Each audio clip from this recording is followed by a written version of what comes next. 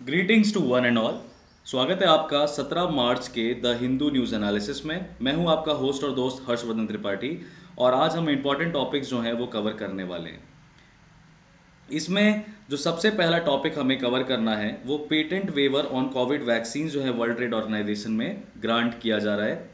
और इंडिया और south Africa ने अभी तक वर्ल्ड ट्रेड ऑर्गेनाइजेशन में बोला था कि हमारे जो इन्वेंशंस हैं, जो भी किसी भी कंट्री ने इन्वेंट किया है वैक्सीन को, तो उस पर अपने अधिकारों को यानी कि patent rights, intellectual property rights को वो हटा दे ताकि उसकी इजी मैन्युफैक्चरिंग प्रोक्योरमेंट हर कोई कर सके और जहाँ सब सारी डेवलप्ड और developing countries, third world countries तक वैक्सीन जो है वो प्रोवाइड कराई जा सकें।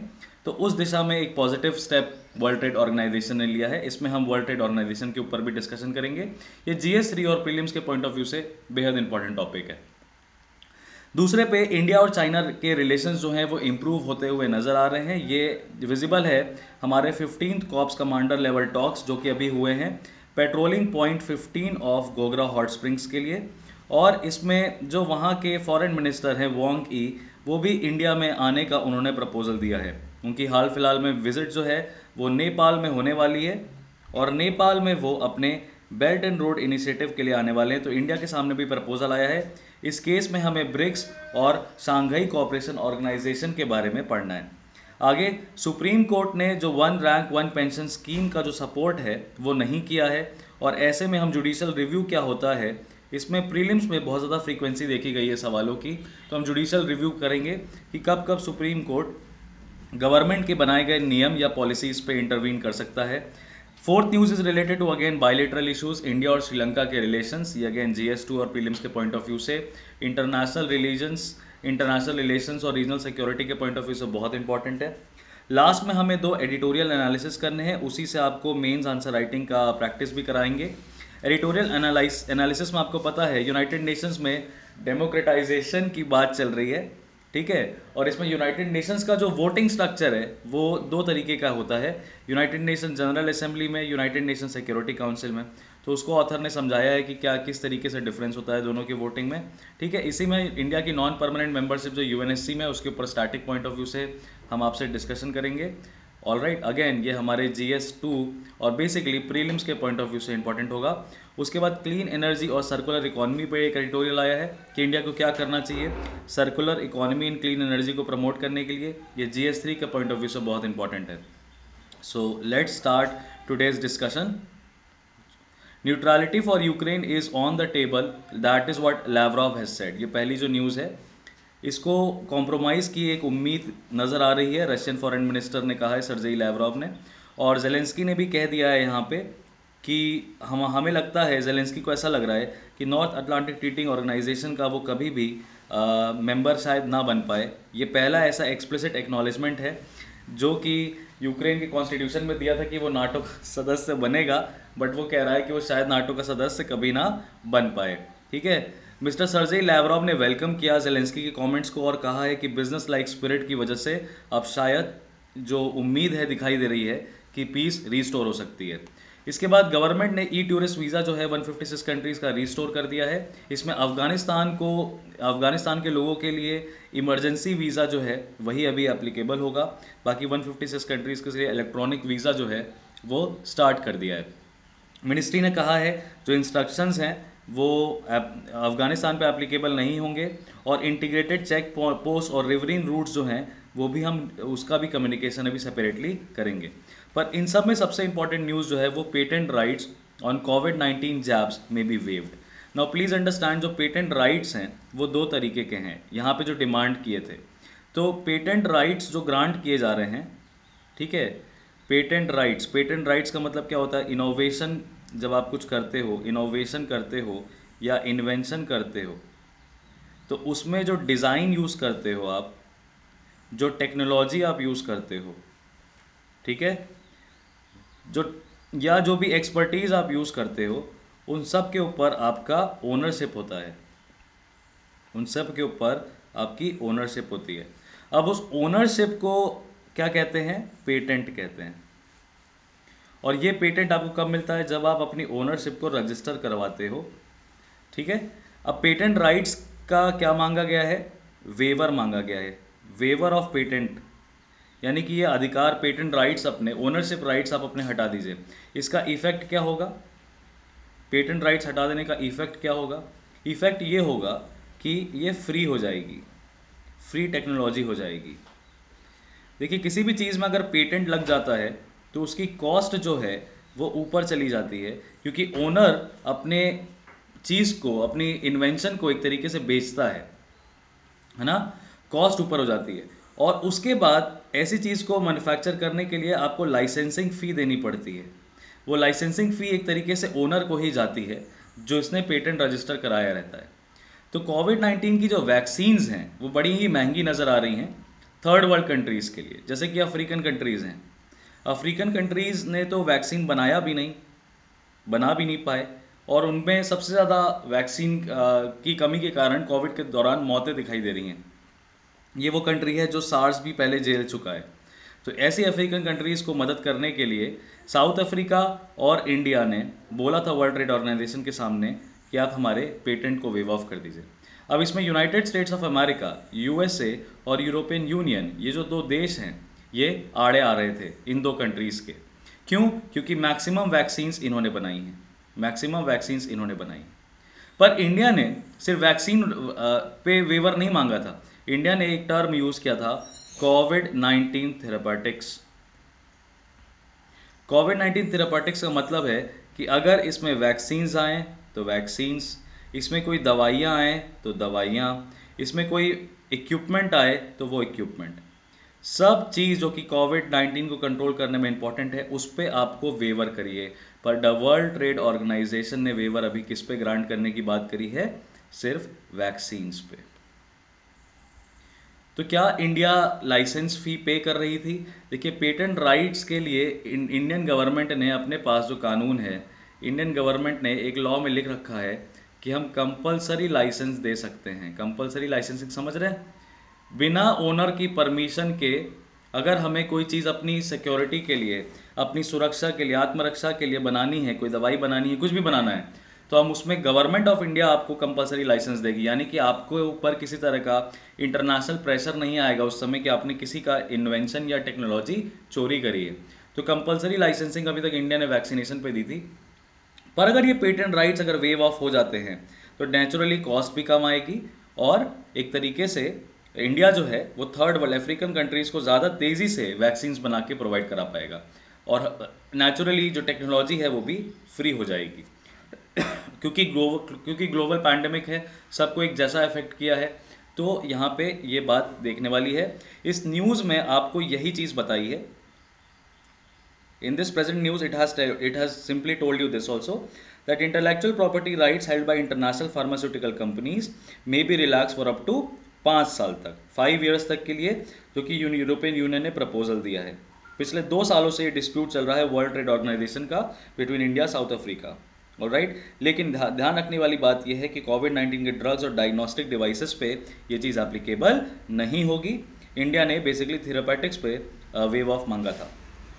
100 कंट्रीज से ज़्यादा कंट्रीज़ ने इंडिया का सपोर्ट किया है वेव ऑफ मांगने के लिए, और इंडिया ने बोला है कि हमारे पास कंपलसरी लाइसेंसिंग का सिस्टम ऑलरेडी है, जो कि इमरजेंसीज़ में हमें परमिट करता है कि गवर्नमेंट जो है प्रोडक्शन किसी भी ड्रग का, वैक्सीन का ऑथराइज कर सकती है, इररेस्पेक्टिव ऑफ उसमें पेटेंट प्रोटेक्शन हो या ना हो। पर ऐसे में अगर वेव ऑफ हो जाता है तो काफ़ी चीज़ें अच्छी हो जाएंगी इंडिया के लिए। इसी में वर्ल्ड ट्रेड ऑर्गेनाइजेशन के ऊपर एक छोटा सा डिस्कशन कर लेते हैं कि आखिरकार वर्ल्ड ट्रेड ऑर्गेनाइजेशन है क्या। तो वर्ल्ड ट्रेड ऑर्गेनाइजेशन एक तरीके का इंटर गवर्नमेंटल ऑर्गेनाइजेशन है। ये क्या करता है? रूल बेस्ड इंटरनेशनल ट्रेड को प्रमोट करने की कोशिश करता है। 1994 में माराकेश एग्रीमेंट हुआ था डेवलप्ड और थर्ड वर्ल्ड कंट्रीज़ के दौरान, और बोला गया था कि ये जो हमारा general agreement of trades and tariff है, जिसको 1948 में बनाया गया, ये फ्यूटाइल है, वेस्ट है, ये ज़्यादा कारगर नहीं है ट्रेड को रेगुलेट करने में। तो ये ट्रेड के लिए वर्ल्ड ट्रेड ऑर्गेनाइजेशन की बॉडी की ज़रूरत थी। सबसे पहली बार ये जनवरी 1 1995 में अपने ऑपरेशन स्टार्ट करता है। 164 देश जो हैं वो वर्ल्ड ट्रेड ऑर्गेनाइजेशन के लॉस को मानते हैं, उसके मेंबर्स हैं। इसका हेडक्वार्टर जेनेवा स्विट्जरलैंड में है, और इनकी डायरेक्टर जनरल का नाम है Ngozi Okonjo Iweala. She is the first African, she is the first black woman to head the World trade Organization. All right, now World trade organisation में भी India ने रिफॉर्म्स मांगे हैं, इंडिया ने reforms मांगे हैं और बोला है कि जो रूल्स डेवलप्ड कंट्रीज़ के लिए लागू होते हैं वही rules, developed country rules are not suitable are not suitable for developing economies, developing economies. इसी में हमारे जो फ्री ट्रेड एग्रीमेंट्स होते हैं, एफटीएज होते हैं, फ्री ट्रेड एग्रीमेंट्स, यानी कि export import duty free trade जो होता है वो डब्ल्यूटीओ के रूल्स के हिसाब से चलता है। और डब्ल्यूटीओ बेसिकली एग्रीकल्चर सब्सिडी की बात करो, अगर आप एग्रीकल्चर पे फर्टिलाइज़र्स पे सब्सिडी है, हमारे यहाँ पे फर्टिलाइज़र सब्सिडी है ना। और क्या करती है सरकार, मिनिमम सपोर्ट प्राइस देती है किसानों को।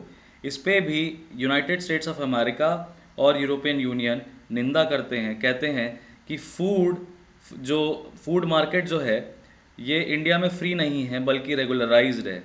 जब रेगुलराइज्ड है तो इंडिया के रेगुलराइजेशन की वजह से, इंडियन गवर्नमेंट के इंटरफेरेंस की वजह से पूरी वर्ल्ड में क्या होता है, फूड का प्राइस ऊपर नीचे होता है। तो ये सब कुछ प्रमुख बातें हैं जो वर्ल्ड ट्रेड ऑर्गेनाइजेशन में है। उसके बाद ये एक अच्छा एडिटोरियल आया है आज, काफ़ी अच्छी बात इन्होंने करी है। जैसे कि हमने कल कर्नाटका के हाई कोर्ट के जजमेंट को एज इट इज़ कोट किया था, ओवैसी साहब का क्रिटिसिज्म किया था, उसमें हमारे काफ़ी बच्चे जो थे वो नाराज़ नज़र आ रहे थे और कम्युनल होने का टैग भी लगाया।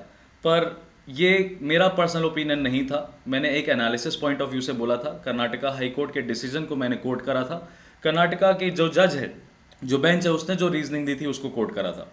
लेकिन यहाँ पे जो ऑथर हैं सुहृद पार्था सारथी, इन्होंने बहुत अच्छी बातें करी हैं। इन्होंने कहा है कि लिबर्टी इक्वालिटी फ्रैटर्निटी जो हैं ये यूनियन, तीन ऐसी ट्रिनिटी है, होली ट्रिनिटी है तीन चीज़ की, लिबर्टी इक्वालिटी फ्रैटर्निटी। यानी कि लिबर्टी यानी आज़ादी, इक्वालिटी मतलब बराबरी और फ्रैटर्निटी मतलब भाईचारा। ये कोई भी एक अलग किसी से कर दो तो पूरा का पूरा जो संवैधानिक बेस है वो ख़त्म हो जाएगा। और ये सारी गारंटीज हमको प्रियम्बल में दी हुई हैं। कहता है इंडिया में जो डेमोक्रेसी है ना, जो डेमोक्रेसी है वो इन्हीं आइडियाज़ पे बनाई गई है। क्या प्रमोट करने के लिए, इंडिविजुअल हैप्पीनेस को प्रमोट करने के लिए। उसके बाद आगे कहते हैं कि पहली बार ऐसा देखा गया है, जो हमारे इंडिपेंडेंट कोर्ट है उस इंडिपेंडेंट कोर्ट ने पहली बार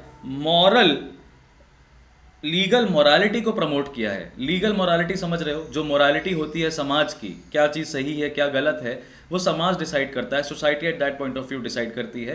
पर जो कोर्ट्स हैं, इंडिपेंडेंट कोर्ट्स हैं, उनको समाज की मोरालिटी को लेके चलना है पर उनको एनफोर्स नहीं करना है। उनको इंडिविजुअल फ्रीडम को भी रेस्पेक्ट देनी है और बैलेंस बनाने की कोशिश करनी है। In the case of Resham versus state of Karnataka, Karnataka high court fails to do that as per the author. Court ने जिस प्रेसिडेंट का यूज़ किया है उस केस का एक नाम है Bijoy Emmanuel case. Bijoy Emmanuel case में जो कुछ बच्चे थे जिन्होंने नेशनल एंथम गाने से मना कर दिया था, तो इसमें ये कहते हैं, ये जजमेंट जो है ये 3 कंक्लूजन्स पे बेस्ड है। 3 कंक्लूजन्स कैसे हैं? पहला कि wearing of hijab is not essential to the practice of Islam, इसलिए पिटिशनर का फ्रीडम ऑफ रिलीजन का राइट जो है वो वॉयलेट नहीं हो रहा है। दूसरा कहते हैं कि कोई सब्सटैंटिव राइट यानी कि कोई बेसिक अधिकार नहीं है इनके पास फ्री एक्सप्रेशन का और प्राइवेसी का इनसाइड द स्कूल। स्कूल के अंदर आपके पास अपने एक्सप्रेशन का और प्राइवेसी का कोई अधिकार नहीं है, क्योंकि ये रेगुलेटेड पब्लिक प्लेसेस हैं और यहाँ पे आपके राइट्स जो हैं ये ग्रांटेड होते हैं, ना कि क्लेम्ड होते हैं। समझ रहे हो आप? ये अधिकार आपको, एक्सप्रेशन का अधिकार स्कूल देगा तो आप एक्सप्रेस करोगे। तो ये चौंकाने वाली बात है जो कि इन्होंने हाईलाइट करी है। उसके बाद इन्होंने बोला है कि गवर्नमेंट का जो ऑर्डर है वो हिजाब को पूरी तरीके से बैन नहीं करता है ना। इसी तरीके, इसलिए किसी तरह का ऐसा नहीं है कि सिर्फ हिजाब है, हिजाब वर्ड यूज़ नहीं किया है, उन्होंने लिखा है कि किसी भी तरह का रिलीजियस अटायर नहीं अलाउड है। तो वो चीज़ किसी भी तरीके से मुस्लिम वुमेन को डिस्क्रिमिनेट नहीं करती है। इन 3 आधार पे कर्नाटका हाई कोर्ट ने हिजाब बैन को अपहेल्ड किया है। बिजॉय एमैनुअल के केस को इन्होंने यूज़ किया, जिसमें फ्रीडम ऑफ कंसाइंस आर्टिकल 25 के अंडर हम कल के न्यूज़पेपर एनालिसिस में डिस्कस कर चुके हैं कि फ्रीडम ऑफ कंसाइंस है। तो फ्रीडम ऑफ कंसाइंस को शायद प्रोटेक्ट नहीं कर पाई है कर्नाटका हाई कोर्ट। और आखिरी में कहते हैं कि हम देख रहे हैं कि एक तरीके से रीजनेबल एकोमोडेशन यानी कि व्यवहारिक रूप से हर समाज एकोमोडेटिव फील करे, इंक्लूसिव फील करे, साथ में रह पाए, साथ में ग्रो कर पाए, ये हमें एक तरीके से नहीं अचीव हो पा रहा है इस हाई कोर्ट के जजमेंट के बाद। और डेलिब्रेट डिस्क्रिमिनेशन दिख रहा है मुस्लिम वुमेन की तरफ। तो ऐसा ऑथर ने कहा है, और इनके right to conscience, freedom of conscience के आर्गुमेंट में बहुत वेटेज है। दूसरा जो एडिटोरियल है वो है clean energy must use the battery of circular economy. क्या होती है सर्कुलर इकोनॉमी? सर्कुलर इकोनॉमी का सीधा सीधा अभिप्राय है जब आप रीयूज, रिप्रोड्यूस और रिसाइकल को प्रमोट करते हो। समझे? तो ये जो इकोनॉमी है, क्योंकि एक बार अगर कोई आपने मैन्युफैक्चर चीज़ करी तो फिर आपको उसको रीयूज़ करोगे, उसको रिसाइकल करोगे। ये जो 3R सिस्टम हमें इन्वायरमेंटल साइंस में पढ़ाया जाता है उससे रिलेटेड। पर इस एडिटोरियल को डिस्कस करने के पहले हम एक बार अपने जो बेसिक न्यूज़ है उसको देख लेते हैं। तो सबसे पहले इंडिया और चाइना के जो फॉरेन मिनिस्टर हैं वांग यी का विजिट है उस पर डिस्कशन चालू हो गया है। और अभी देखा जा रहा है कि 2 साल से जो चाइनीज का मिलिट्री एग्रेशन चल रहा था उसके बाद पहली मुलाकात ये है। हालांकि डिफरेंट इंटरनेशनल समिट्स में ये लोग मिलते हुए नजर आए हैं, है ना। और अभी इंडिया ने बोला था कि कोई बिजनेस पहले जैसा नहीं होगा जब तक कि कॉन्फ्लिक्टेड एरियाज में एलएसी के पास डिसएंगेजमेंट नहीं हो जाता, यानी वो अपनी सेना को पीछे नहीं ले लेते, है ना। और इसमें इंडिया की एक्सटर्नल अफेयर्स मिनिस्ट्री और चाइना की एक्सटर्नल अफेयर्स मिनिस्ट्री ने अभी तक कोई भी बयान नहीं दिया है। चाइना जो है अभी साउथ एशिया में काफ़ी एक्टिव रूप से ट्रैवल करता हुआ नजर आ रहा है। कुछ अभी हफ्तों पहले वो श्रीलंका में विजिट करके आया, उसके बाद अभी इनकी नेपाल में विजिट प्लान है, और इसके पहले ये मालदीव्स भी जा चुके हैं। तो ऐसे में देख रहे हैं कि ये एक्टिवली एंगेज कर रहे हैं हमारी साउथ एशियन कंट्रीज़ के साथ, जिसमें इंडिया का मिशन सागर है, security and growth for all in the region. ये आपको पता है कि इंडिया ने स्टार्ट किया था इंडो पैसिफिक सिक्योरिटी के लिए, इंडो पैसिफिक सिक्योरिटी के लिए ये विजन स्टार्ट किया था। इसमें चाइना कहता है कि ब्रिक्स की समिट है वो होस्ट करेगा, और शांघाई कोऑपरेशन ऑर्गेनाइजेशन की मीटिंग के दौरान भी अभी इंडिया जो है वो मिला था। क्रेमलिन ने यानी कि रशिया ने इंडिकेट किया है कि Russia India China summit RIC summit को वो वापस से स्टार्ट कर सकता है 2022 में, अगर इंडिया और चाइना टर्म्स अपने अच्छे कर लें तो ऐसे में हमें देखना पड़ेगा कि आखिरकार ये ब्रिक्स है क्या। देखिए ये एक तरीके का रीजनल या कह लीजिए कि इंटर कोऑपरेशन ऑर्गेनाइजेशन है, एक तरीके का कह सकते हैं आप। इसमें 5 देश हैं as the name suggest, Brazil, Russia, India, China, South Africa. South Africa जो है वो रीसेंट मेंबर है।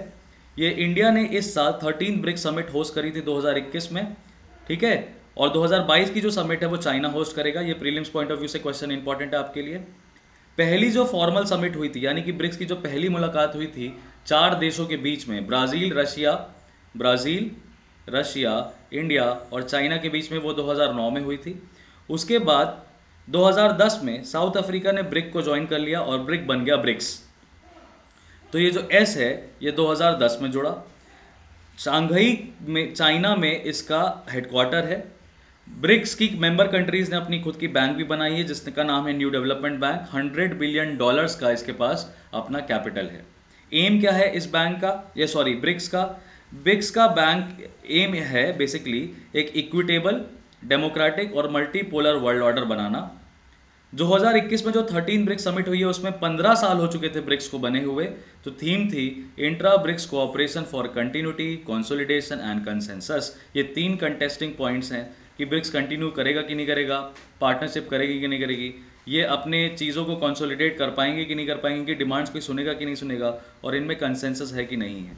ध्यान रखिएगा ये Brazil, Russia, India, China, South Africa में ब्राज़ील, इंडिया और साउथ अफ्रीका ये 3 कंट्रीज़ हैं जो कि यूनाइटेड नेशन सिक्योरिटी काउंसिल के रिफॉर्म्स को भी बात कर रही हैं कि इसमें इनको भी सदस्यता चाहिए, ठीक है। तो UNSC रिफॉर्म्स अपने आप में एक बहुत बड़ा एजेंडा है जो कि अक्सर देखा जा रहा है।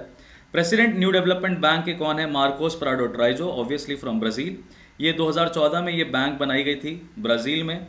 इसमें कुछ non share holding partners, 5 countries के अलावा जो नॉन शेयर होल्डिंग पार्टनर्स हैं जहाँ पे NDB अपने क्रेडिट फैसिलिटीज़ देता है वो है बांग्लादेश, इजिप्ट, UAE और उरुग्वे। बाकी सब कंट्रीज़ जो मेंबर कंट्रीज़ उन हर कंट्रीज़ के पास 20-20% शेयर है, ताकि किसी तरह का क्या कह सकते हो इनके बीच में कंसेंसस बना रहे और एक दूसरे के प्लान्स को ये लॉक ना करें। इसी तरह से शांघाई कोऑपरेशन ऑर्गेनाइजेशन है। शांघाई कोऑपरेशन ऑर्गेनाइजेशन में दो ऑफिशियल लैंग्वेज बोली जाती हैं, चाइनीज़ और रशियन। चाइनीज़ और रशियन। ये शांघाई कोऑपरेशन ऑर्गेनाइजेशन को शांघाई पैक्ट भी बोला जाता है।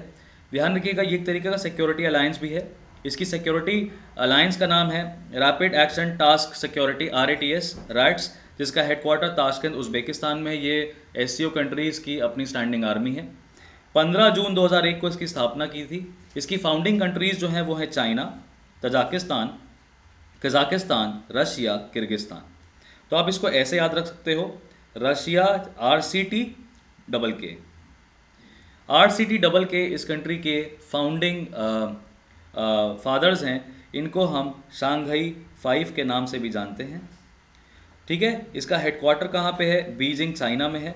ये पॉलिटिकल, इकोनॉमिक और सिक्योरिटी अलायंस है। शांघाई 5 1996 में पहली बार मिले थे। ये 5 कंट्रीज़ मिली थी और कही थी कि इनको ज़रूरी है कि अपना एक एसोसिएशन बढ़ाएं ये। उसके बाद फॉर्मली 2001 में ये SCO के रूप में देखा जाता है, जिसमें कि उज़्बेकिस्तान, इंडिया और पाकिस्तान भी ज्वाइन करते हैं। इंडिया और पाकिस्तान ने सन 2017 में इस ऑर्गेनाइजेशन को ज्वाइन किया था। कुछ कंट्रीज़ हैं जिनको हमने सदस्यता नहीं दी है, पर मीटिंग्स वो ऑब्जर्व करते हैं, जिसमें कि अफ़गानिस्तान, ईरान, बेलारूस, मंगोलिया ये भी शामिल हैं। इसके सेक्रेटरी जनरल का नाम है ज़ांग मिंग, और वो कहाँ से हैं? ऑब्वियसली चाइना से। ध्यान रखिएगा, SCO के मेंबर कितने हैं? 8। तो ये जो इंपॉर्टेंट फैक्ट्स हैं ये बेसिक हैं आपके लिए प्रीलिम्स पॉइंट ऑफ व्यू से भी, और आपको ये आंसर राइटिंग में भी प्रैक्टिस करेंगे अगर आपको ये फैक्ट्स पता हो तो ये हो गई हमारी ये वाली न्यूज़। इंडिया चाइना की जो टॉक्स हैं फॉरेन मिनिस्टर वांग की विजिट पे होने वाली हैं। ठीक है, उसके बाद पेटेंट राइट्स के ऊपर वही डिस्कशन है, कंटिन्यूड डिस्कशन है, जिसमें कह रहे हैं मोर देन द पेटेंट, वो मैन्युफैक्चरिंग नो हाउ जो है, यानी पेटेंट राइट से ज़्यादा इंपॉर्टेंट होता है कि किस तरीके से मैन्युफैक्चरिंग कर रहे हो, जो कि ट्रेड सीक्रेट्स पे गवर्न होता है। पर ट्रेड सीक्रेट्स पे किसी भी तरह का वेवर नहीं दिया गया, यानी कि वो ट्रेड सीक्रेट्स के अंडर आपने वैक्सीन किस तरीके से बनाई है वो अभी भी आप प्रोटेक्ट कर सकते हो। डायरेक्टर जनरल जो हैं WTO की, उन्होंने कहा है कि हम मिनिस्टेरियल कॉन्फ्रेंस करेंगे ट्रिप्स वेवर पे, ताकि इंडिया साउथ अफ्रीका का जो प्रपोजल है जो कि अक्टूबर 2020 में सबमिट किया था, उस पर जल्द से जल्द फैसला लिया जा सके। तो आप इसको पढ़िएगा। ये अगेन सेंटर सुप्रीम कोर्ट ने 1 रैंक 1 पेंशन स्कीम जो है उसको बैक करते हुए कहा है कि 1 rank 1 pension does not mean कि आप अगर सेम रैंक पे रिटायर हो रहे हो तो आपको क्या किया जाए, आपकी जो पेंशन है वो सेम दी जाए। बहुत सारे अदर कंसिडरेशंस भी हो सकते हैं किसी को पेंशन देने के लिए। ठीक है, और इसमें एक जो सबसे पहला पॉइंट ये था कि पेंशन का कैलकुलेशन जो इफेक्टिव डेट है वो कब से होगा, तो ये 1 जुलाई 2014 से मान्य किया गया है। इस पर भी पॉइंट था कि 2013 के पहले, ठीक है, रिटायरीज जो हो रहे हैं उनको कैसे कैलकुलेट किया जाएगा। तो पास पेंशनर्स को 2013 के क्योंकि देखिए सैलरी जो होती है वो आपकी ईयर ऑन ईयर बेसिस पे होती है ना, तो सैलरी जो जिस साल रिटायर हो रहे हो उसके बेस ईयर हो जाएगा आपकी सैलरी कैलकुलेशन के लिए या पेंशन कैलकुलेशन के लिए। इस पे पॉइंट था। तो इसमें स्कीम ने बोला है कि हर 5 साल में आपका जो पेंशन है वो क्या किया जाएगा, रिव्यू किया जाएगा। इस पर बड़ा ही कहते हैं कह लगी क्रिटिसिज्म किया, बोला इन्होंने कि 24 लाख सर्विसमैन जो हैं, 6.5 लाख वॉर विडोज़ हैं, वेटरन विडोज़ हैं, इन सब का जो अधिकार है वो कहीं ना कहीं वायलेट होगा। तो सुप्रीम कोर्ट ने बोला कि देखिए कोई लीगल मैंडेट नहीं है कि पेंशनर्स जो हैं जो सेम रैंक होल्ड करते हैं उनको सेम अमाउंट की पेंशन दी जाए, है ना। और इसमें सुप्रीम कोर्ट ने बताया क्या क्राइटेरिया है। देखिए 2 तरीके के क्राइटेरिया उन्होंने बोले। मॉडिफाइड अश्योर्ड करियर प्रोग्रेशन वाले MACP वाले जो लोग हैं, यानी कि जो अपने रिटायरमेंट के बाद भी सर्विस कंटिन्यू करते हैं इसके अंडर, उनका पेंशन ऑब्वियसली अलग तरीके से दिया जाएगा बिकॉज एक्सटेंडेड सर्विस दी है उन्होंने। उसके अलावा जो डिफरेंट बेस सैलरीज पे हैं, यानी कि अलग अलग समय पे अलग अलग ईयर में वो क्या कर रहे हैं, रिटायर कर रहे हैं, भले ही उनकी रैंक सेम हो पर उनको भी हम बेस ईयर, क्योंकि उनका अलग अलग हो रहा है इसीलिए हम क्या करेंगे, उनका पेंशन जो है डेफिनेटली अलग अलग दे सकते हैं। इसके पीछे कोई प्रॉब्लम नहीं है। अब बात क्या थी, ये देखिए ये एक तरीके से आर्टिकल 14 का वायलेशन है इक्वालिटी बिफोर लॉ का, जहाँ पे कह रहा है कि एक तरीके की होमोजीनस क्लास, यानी कि आप किसी की पेंशन डिसाइड करने के लिए एक तरीके की क्लास बना दे रहे हैं, है ना, और पेंशन्स का स्कीम जो है वो वेरी कर रहे हैं। तो ऐसे में सुप्रीम कोर्ट ने बोला, क्या बोला, जो मेन बात हमें जुडिशियल रिव्यू के पॉइंट ऑफ व्यू से पढ़नी है, तो सुप्रीम कोर्ट ने बोला कि देखिए ऐसा है कि गवर्नमेंट की जो पॉलिसी है ना वो डेमोक्रेटिक सिस्टम में सिर्फ गवर्नमेंट ही बना सकती है। बात बात पे सुप्रीम कोर्ट निर्णय नहीं दे सकती कि सरकार की पॉलिसी सही है या गलत है, अनलेस एंड अनटिल आपके संवैधानिक अधिकारों का हनन हो रहा हो। तो संवैधानिक अधिकारों का हनन होने के लिए आर्टिकल 14 है, राइट टू इक्वालिटी। जैसा कि मैंने आपको बताया, राइट टू 14 को इफेक्चुएट कराने के लिए इन्होंने क्या किया था, पब्लिक इंटरेस्ट लिटिगेशन डाल दिया था।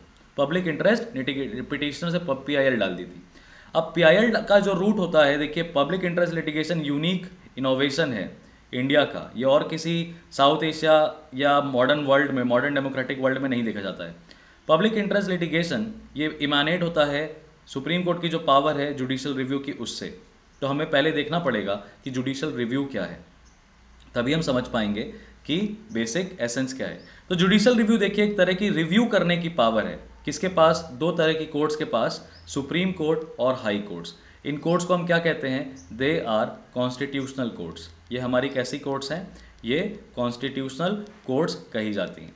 तो कॉन्स्टिट्यूशनल कोर्ट्स जो हैं वो कहती हैं कि प्रोविजंस जो कि अंडर लॉ हैं। अब लॉ क्या हो सकते हैं? देखिए, लॉ दोनों हो सकते हैं, जो कि यूनियन लिस्ट में आए या जो कि स्टेट लिस्ट में आए। यानी कि जो कि पार्लियामेंट बनाए वो भी कानून है, या जो स्टेट लेजिस्लेचर बनाए वो भी कानून है। या मान लीजिए एग्जीक्यूटिव ऑर्डर दे दे, कोई एग्जीक्यूटिव ऑर्डर दे दे, तो वो भी क्या है? आपके लिए सब लॉ है।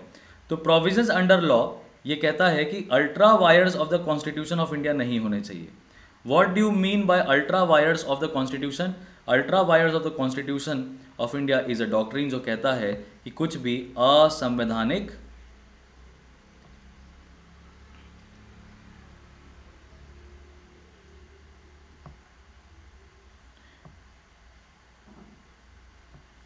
असंवैधानिक नहीं होना चाहिए। सिंपल सा मतलब है, outside the scope of constitution नहीं होना चाहिए। Outside the scope of constitution क्या होना चाहिए? नहीं होना चाहिए। Outside the scope of constitution नहीं होना चाहिए। अब जुडिशियल रिव्यू इन्वोक करने के आपके पास 3 आधार हैं। पहला, आपका फंडामेंटल राइट कोई वायलेट हो रहा हो। फंडामेंटल राइट आपके पार्ट 3 में है कॉन्स्टिट्यूशन के। बेसिक फंडामेंटल राइट्स हमारे लिए आर्टिकल 14 होता है, आर्टिकल 19 होता है और आर्टिकल 21 होता है। इसको हम गोल्डन ट्राइंगल भी कहते हैं, गोल्डन ट्राइंगल भी कहते हैं। वायलेशन ऑफ फंडामेंटल राइट हो रहा, या किसी के कर्तव्य के अंदर, यानी कि जो जुरिस्डिक्शन है उसके पास, जो पावर है उसके पास, उसके बियॉन्ड उसने कोई काम किया है किसी, तो पब्लिक अथॉरिटी ने, याद रखिएगा, पब्लिक अथॉरिटी ने। पब्लिक अथॉरिटी मतलब सरकारी संस्था, सरकारी मिनिस्ट्री, सरकार, ठीक है। और या कोई किसी तरह के कॉन्स्टिट्यूशन के प्रोविजंस के विरुद्ध हो, रिपग्नेंट ऑफ कॉन्स्टिट्यूशन हो, कॉन्स्टिट्यूशन के बेसिक स्ट्रक्चर के खिलाफ हो, कॉन्स्टिट्यूशन के प्रिंसिपल्स के खिलाफ हो, प्रियम्बल के खिलाफ हो। तो प्रियम्बल की कोई चीज़ अगर खिलाफ होती है तो आप उसको एनफोर्स नहीं करा सकते हो, लेकिन आपके लिए ये एक तरीके का रेफरेंशियल वैल्यू रखता है, यानी कि आप प्रियम्बल को रेफरेंस ज़रूर दे सकते हो। तो कॉन्स्टिट्यूशन के विरुद्ध नहीं होना चाहिए, आपकी पावर के बियॉन्ड नहीं होना चाहिए, आपके फंडामेंटल राइट्स के वायलेशन में नहीं होना चाहिए। अगर इनमें से कोई भी है तो वो आपके लिए वैलिड ग्राउंड बन जाता है जुडिशियल रिव्यू की डिमांड करने के लिए। ठीक है। जुडिशियल रिव्यू अब देखिए 2 तरीके से दिया जा सकता है। Judicial review supreme court suo motu ले सकती है। सुओ मोटो का मतलब क्या है? खुद से सुप्रीम कोर्ट को लगे कि क्या हो रहा है, वायलेशन हो रहा है। जैसा कि सुप्रीम कोर्ट ने किया था कोविड-19 के कंपेंसेशन के दौरान, एक्स ग्रेशिया पेमेंट के दौरान, सुप्रीम कोर्ट ने सुओ मोटो कॉग्निजेंस लिया था जो वायलेशन हो रहा था। या आप पब्लिक इंटरेस्ट लिटिगेशन के माध्यम से सुप्रीम कोर्ट पहुंच सकते हो। पब्लिक इंटरेस्ट लिटिगेशन के माध्यम से आप सुप्रीम कोर्ट पहुंच सकते हो, PIL डाल सकते हो और कह सकते हो कि हमें जुडिशियल रिव्यू चाहिए। केशवानंदा भारती का केस हुआ था 1973 के आसपास, जिसमें जुडिशियल रिव्यू को बोला गया था कि ये बेसिक स्ट्रक्चर है इंडियन कॉन्स्टिट्यूशन का। बेसिक स्ट्रक्चर क्या है? बेसिक स्ट्रक्चर एक तरीके की डॉक्ट्रीन है जो कि यूज़ की गई थी। इस डॉक्ट्रीन में ये कहा था कि कॉन्स्टिट्यूशन का जो मूलभूत ढांचा है, मूलभूत जो ढांचा है, यानी कि ऐसा जो कि बेसिक स्ट्रक्चर है कॉन्स्टिट्यूशन का, उसको आप कांट बी चेंज्ड। यानी कि ये आर्टिकल 368 में जो कॉन्स्टिट्यूशन की अमेंडिंग पावर है उसको क्या करता है? रिस्ट्रिक्ट करता है बेसिक स्ट्रक्चर। आप संविधान में ऐसा थोड़ी कि अपनी मर्जी से सब कुछ संविधान में चेंज कर दो, फिर संविधान बनाने का मतलब क्या था? तो अब ऐसे में डिफरेंस है कि कॉन्स्टिट्यूएंट पावर्स और लेजिस्लेटिव पावर्स के बीच में क्या डिफरेंस है, उस डिटेल में हम नहीं जाएंगे। याद रखिएगा जुडिशियल रिव्यू जो है वो कॉन्स्टिट्यूशन में नॉट मेंशन्ड है, कॉन्स्टिट्यूशन ऑफ इंडिया में कहीं पे भी मेंशन नहीं है। वो सुप्रीम कोर्ट ने केशवनंदा भारती केस में पीएन भगवती, जस्टिस का नाम याद रखिएगा, पीएन भगवती, पीएन भगवती साहब ने जब बोला था कि पीआईएल जो है वो इंपॉर्टेंट है इस केस में, तभी जुडिशियल रिव्यू का जो कॉन्सेप्ट है वो हो जाता है। कौन से ऐसे आर्टिकल्स हैं, पर कॉन्स्टिट्यूशन में नहीं दिया है, पर कुछ ऐसे आर्टिकल्स हैं, कुछ ऐसे संविधान में आर्टिकल्स हैं जो कि जुडिशियल रिव्यू को सोर्स पावर देते हैं। तो सबसे पहला आर्टिकल जो है वो पार्ट 3 में आर्टिकल 13 है। पार्ट 3 का आर्टिकल 13 कहता है कि कोई भी कानून जो है वो फंडामेंटल राइट से इनकंसिस्टेंट नहीं होगा, यानी कि आपके मौलिक अधिकारों के अगेंस्ट नहीं होगा, और अगर हुआ तो ऐसे कानून को हम नल एंड वाइड बोल देंगे। तो कौन डिसाइड करेगा भाई कि जो ये लॉज हैं ये फंडामेंटल राइट्स के वायलेशन में है कि नहीं है? Again constitutional courts, constitutional courts decide करेंगे, ये करेक्ट है। उसके बाद दूसरा है article 32, right to constitutional remedies, जिसको heart and soul of the constitution भी बोला है बी.आर. अम्बेडकर ने, heart and soul of Indian constitution. याद रखिएगा ये चीज़, heart and soul of Indian constitution. Prelims में ये सवाल अक्सर पूछा जाता है, ये बी.आर. अम्बेडकर जी ने कहा था इसको, ड्राफ्टिंग कमेटी के चेयरमैन बी.आर. अम्बेडकर साहब ने कहा था। आर्टिकल 32 और आर्टिकल 226 ये अलाउ करता है। आर्टिकल 226 के में आप हाई कोर्ट्स के अंडर पहुंच सकते हो अपने राइट्स को रिकॉग्नाइज कराने के लिए। 32 के अंडर आप डायरेक्टली सुप्रीम कोर्ट जा सकते हो, आपके प्रोटेक्शन ऑफ फंडामेंटल राइट्स के लिए होता है, और रिट जुरिस्डिक्शन देता है 32 और 226 के अंडर हाई कोर्ट्स को। इसके आधार पर जुडिशियल रिव्यू जो है वो अगेन सोर्स्ड आउट होता है। उसके बाद आर्टिकल 131 है जो कि ओरिजिनल जुरिस्डिक्शन देता है सुप्रीम कोर्ट को। सेंटर और स्टेट या स्टेट के बीच में प्रॉब्लम हुआ तो किसका लॉ प्रिवेल करेगा, कौन सेटल कराएगा। आर्टिकल 132 से 134 में अपीलेट जुरिस्डिक्शन है क्रिमिनल सिविल मैटर्स के लिए, कॉन्स्टिट्यूशनल मैटर्स के लिए। आर्टिकल 143 में एडवाइजरी जुरिस्डिक्शन है जिसमें कि सुप्रीम कोर्ट राष्ट्रपति को सलाह दे सकता है या राष्ट्रपति सुप्रीम कोर्ट की सलाह ले सकता है, चीफ जस्टिस ऑफ इंडिया की सलाह ले सकता है। तो ये हो गई जुडिशियल रिव्यू के बारे में कुछ प्रमुखता बेसिक बातें। आई होप ये आपको जो सेशन है ये बढ़िया समझ में आ रहा होगा, बेसिक्स पे हम काम कर रहे हैं। उसके बाद कुछ और एडिशनल न्यूज़ है जो कि आप पढ़ सकते हो, जैसे कि एमजी नरेगा में करप्शन देखा गया है। एमजी नरेगा में करप्शन है तो ये न्यूज़ आपके लिए इंपॉर्टेंट है, आज के पेपर से आप इसको पढ़ लीजिएगा। एमजी नरेगा को हम फिर कभी विस्तार में कवर कर लेंगे। सोशल मीडिया को यूज़ किया जा रहा है डेमोक्रेसी को हैक करने में, ऐसा सोनिया गांधी जी का कहना है। अगेन ये आपके मेंस पॉइंट ऑफ व्यू से ये कंटेक्ट समझिएगा कि क्या ऐसा वाकई में पॉसिबल है, क्या सोशल मीडिया के माध्यम से हैक किया जा सकता है ना। दिल्ली को कई सारे गेस्ट जो हैं वो वेस्टर्न कंट्रीज़ जो हैं वो रिसीव होने वाले हैं, आप ये वाली न्यूज़ पढ़ सकते हैं। इसके बाद बासिल राजपक्सा जो है वो नरेंद्र मोदी साहब से मिलते हैं एग्रीकल्चर, फिशरीज, एनर्जी और टूरिज्म को डिस्कशन करने के लिए। ये वहाँ के फाइनेंस मिनिस्टर हैं। श्रीलंका, आपको पता है श्रीलंका की इकॉनमी जो है वो खतरे में जा रही है। तो और दूसरा है इलेक्ट्रॉनिक व्हीकल्स का जो सेल है वो 10 गुना बढ़ जाएगा, ऐसा हमारे नितिन गडकरी साहब का कहना है। ये हमारे यूनियन रोड ट्रांसपोर्ट और हाईवे मिनिस्टर हैं, और इन्होंने किस आधार पे क्या है ये, और इंडिया क्या करेगा, व्हीकल का परफॉर्मेंस क्लाइमेटिक कंडीशंस में एसेस करेगा, ये वाला न्यूज़ आप पढ़ सकते हैं। ये कुछ बेसिक न्यूज़ था। लास्ट में हम अपने को एडिटोरियल में सीमित करेंगे, एडिटोरियल डिस्कशन कर लेते हैं। एक छोटा सा एडिटोरियल है जो कि बोला गया है, और इसमें यूनाइटेड नेशंस का जो वोट है वो ब्लैक एंड वाइट नहीं होता है, ये कह रहा है। क्या इसका मतलब है यूनाइटेड नेशंस का वोट ब्लैक एंड वाइट? देखिए ब्लैक एंड वाइट का मतलब है कि अगर आपने येस बोल दिया तो आप साथ में हैं, नो बोल दिया तो विरोधी में हैं, ऐसा पॉसिबल नहीं है। ब्लैक एंड वाइट कहने का मतलब ये है। यूनाइटेड नेशन सिक्योरिटी काउंसिल में ऑथर कहता है कि हर जो वोट है वो काउंट करता है सिक्योरिटी काउंसिल में, क्या मैंडेटरी होता है। यूएनएससी में कितने कंट्रीज़ हैं? 15 देश इसका हिस्सा है ना। तो हर एक वोट काउंट करता है, सब पे बाध्य होता है, लेकिन जो पावरफुल कंट्रीज़ हैं उनके पास वीटो पावर होता है। और जो कंट्री जैसे कि इंडिया ने अभी एब्सटेन किया यानी वोट नहीं किया है, तो क्या होता है, अगर कोई परमानेंट मेंबर एब्सटेन करे तो वो वीटो कहलाता है। लेकिन अब अग्री कर लिया गया है कि अगर परमानेंट मेंबर एब्सटेन करता है या फुल्ली अग्री नहीं करता है, does not choose to vote करता है, तो फिर भी ये रेजोल्यूशन जो है वो पास किया जा सकेगा। और इसमें स्पेकुलेट कर रहे हैं कि क्या हो सकता था अगर चाइना इसको वीटो कर देता तो चाइना अगर इसको अगेंस्ट करता तो वो वीटो की तरह हो जाता, और चाइना का यूनिलैटरल स्टैंड रशिया की तरफ है, ये हमें समझ में जाता है ना। और ऐसे में हम कहते हैं कि चाइना जो इंटरनेशनली दुनिया को भर को बोलता है कि हमारे सॉवरेन इश्यूज़ पे फॉरेन इंटरवेंशन नहीं होना चाहिए, बाहरी हस्तक्षेप नहीं होना चाहिए, उसके विरुद्ध चला जाता चाइना। उसके बाद इसलिए चाइना ने, इंडिया का एब्सटेंशन जो है वो पहली बार नहीं हुआ है, ऑथर कह रहा है 1979 में इंदिरा गांधी ने भी किया था। जब इराक में बेसिकली इन्वेजन हुआ था, है ना। When India became the only country outside the Soviet bloc to abstain, United Nations General Assembly Soviet Union had vetoed Security Council resolution against intervention in Afghanistan. All right, तो अब उसके ऊपर यहाँ पे स्पेकुलेट करते हैं कि इंडिया को किस तरीके से मैनूवर करना है वेस्ट एंड ईस्ट के बीच में। यूनाइटेड नेशन रेगुलेशंस और जो प्रैक्टिसेस हैं वोटिंग की, वो ऐसे की गई हैं कि हर कंट्री अपना नेशनल ओपिनियन एक्सप्रेस कर सके, अपने नेशनल इंटरेस्ट को ध्यान में रखते हुए, ना कि किसी का साइड लेते हुए, है ना। तो इंडिया ने बिना किसी का नाम दिए, किसी को इल्ज़ाम लगाए, इंडिया ने अपने फंडामेंटल पोजीशन जो है वॉर पे अपनी जाहिर कर दी है।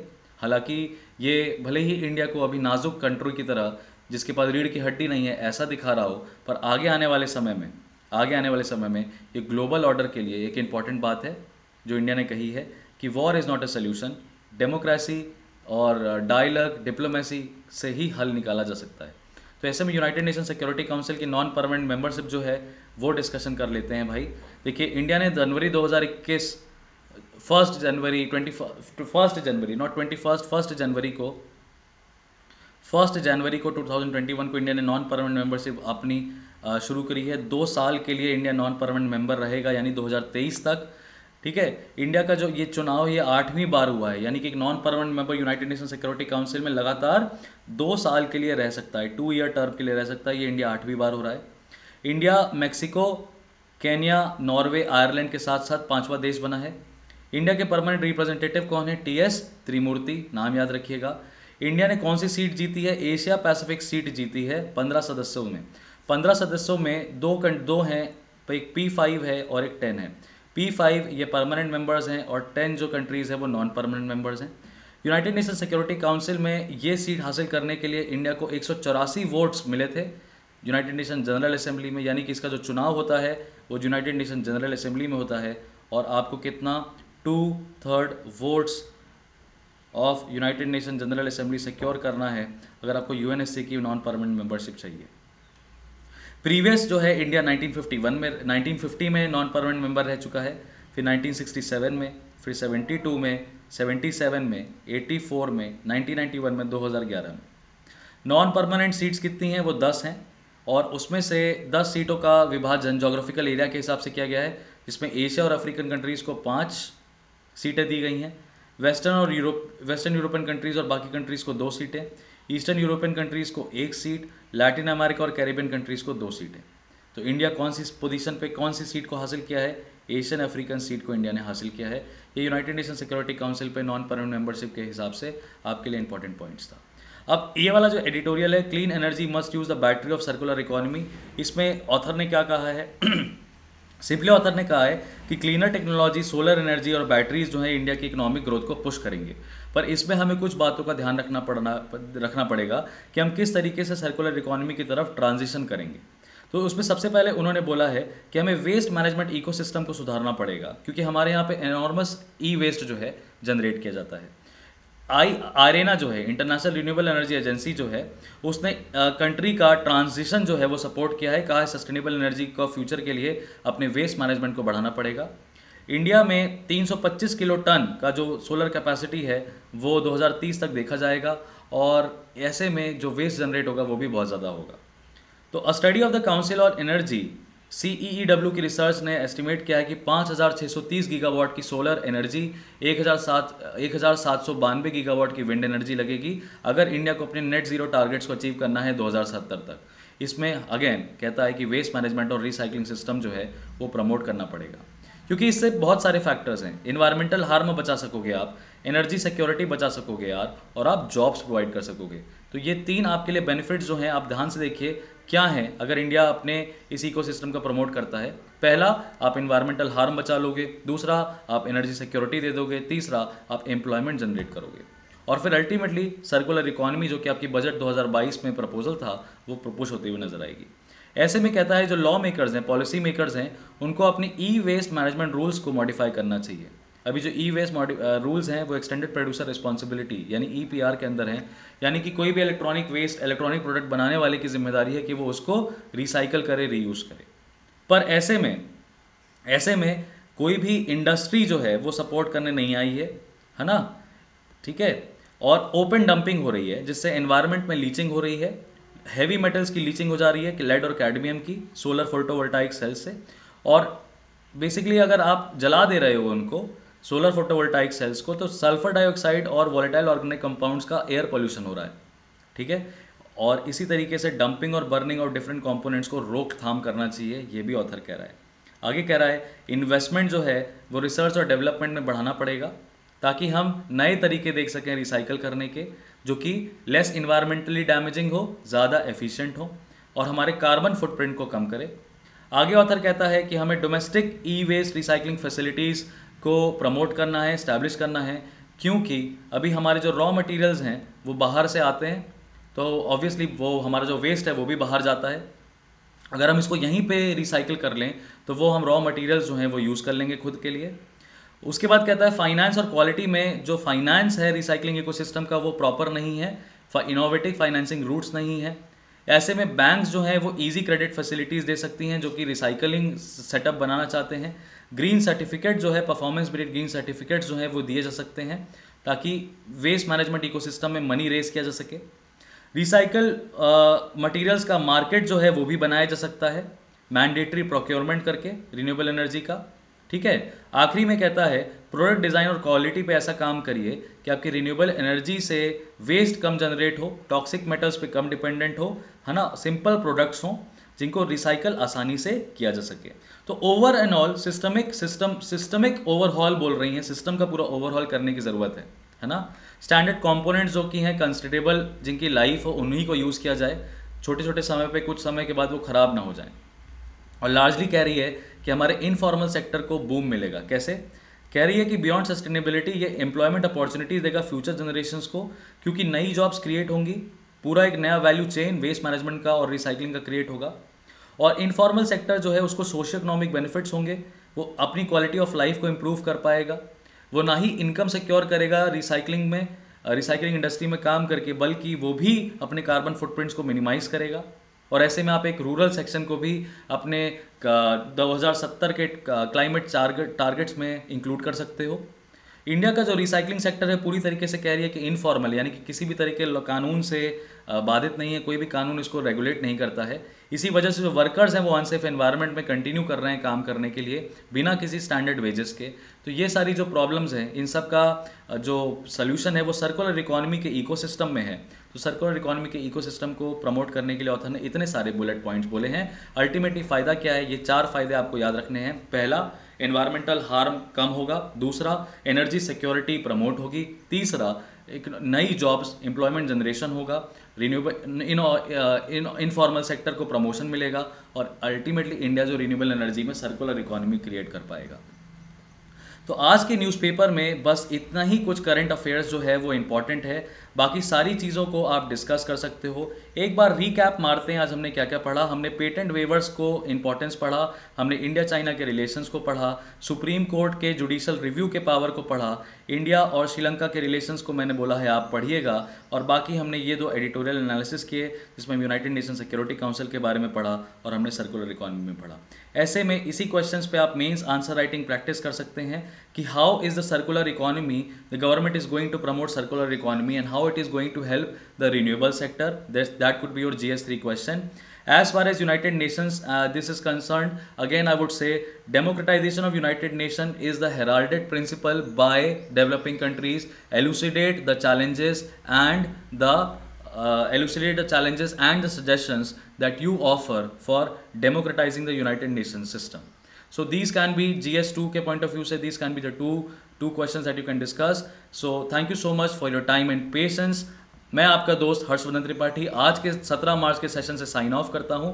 आई होप ये सेशन आपको अच्छा लगा होगा। आपको ये सेशन अच्छा लगा है तो आप हमें कमेंट सेक्शन में बताइए। साथ ही साथ आप हमारे फाउंडेशन 2022-2023 के जो यूपीएससी फाउंडेशन का जो प्रोग्राम है वो प्रेप आईएएस ने ऑलरेडी स्टार्ट कर दिया है। उसका आपको जो इन्फॉर्मेशन है वो डिस्क्रिप्शन में मिल जाएगा। अगर आप इंटरेस्टेड हैं 2022 की तैयारी आप बहुत ही शॉर्ट तरीके से, ईजी तरीके से करना चाहते हैं तो आप हमारे साथ हमारे फाउंडेशन कोर्स में जुड़ सकते हैं। So thank you so much for staying there on the session. I hope you enjoy the session. Till then take care, bye bye, I will see you guys very soon.